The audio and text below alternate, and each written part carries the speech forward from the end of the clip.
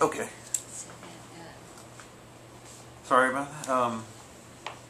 there were blacks that worked there. There was one girl in the shoe department that worked in the shoe department, and there were two women that I knew quite well from Branch that worked there. They were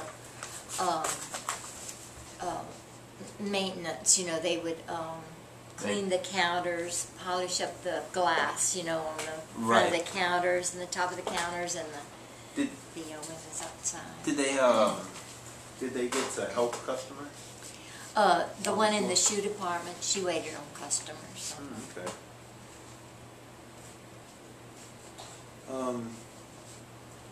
Did Mervyn Con closing affect you? Did you notice it affected Rain?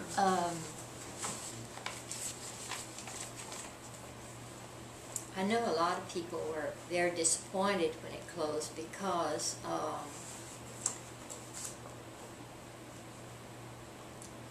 there are no more ladies' shops where you can go in and dress shop, like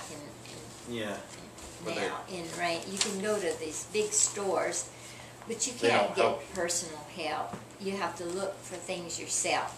Right. You go in Mervyn Cons, and if you were a regular customer, they knew exactly what type. What those employees had been there so long.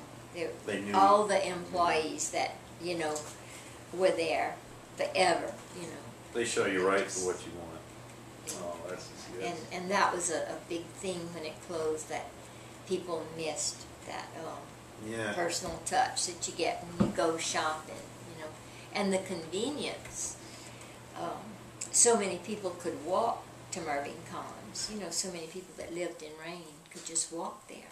Right. Yeah. It's right 4 or 5 blocks from some people's homes. Yeah, no, that's too bad.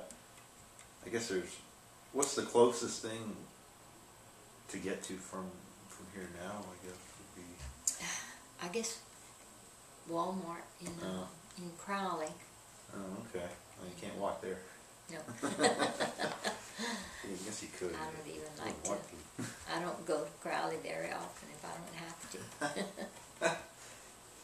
to. Why do you think it's important to document Mervyn Con? I like history, and I think if you know how things were, that's important for the future. Right. I don't guess there'll ever be anyone that'll come along and have that same situation, set up. Right. But I think it's important for people to know how it was back then, and just how convenient it was to have a place like that. Yeah. And it meant so much to so many people, surrounding area. And yeah. I didn't ask you that. I forgot to ask you this. Could you eat there? Did they have food? There was no restaurant. It was no restaurant. Yeah. Anything else you want to add about anything? Whatever you want. Well, I can't. Hard to think about something specific.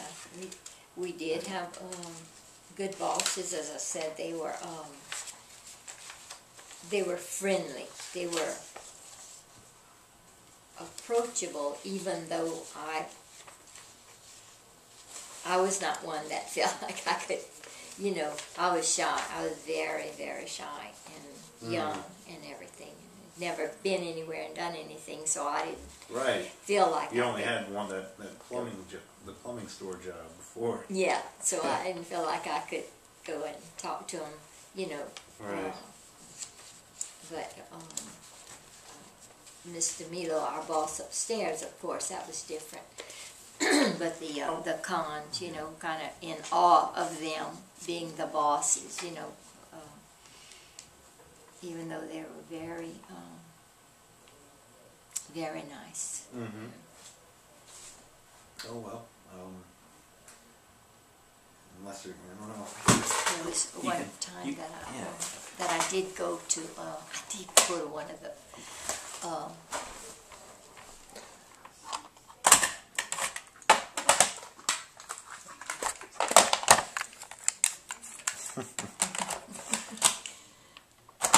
Okay. I went to one of the boss's house. It's, yeah. Which is so. That was something I would, you'd never do. Really?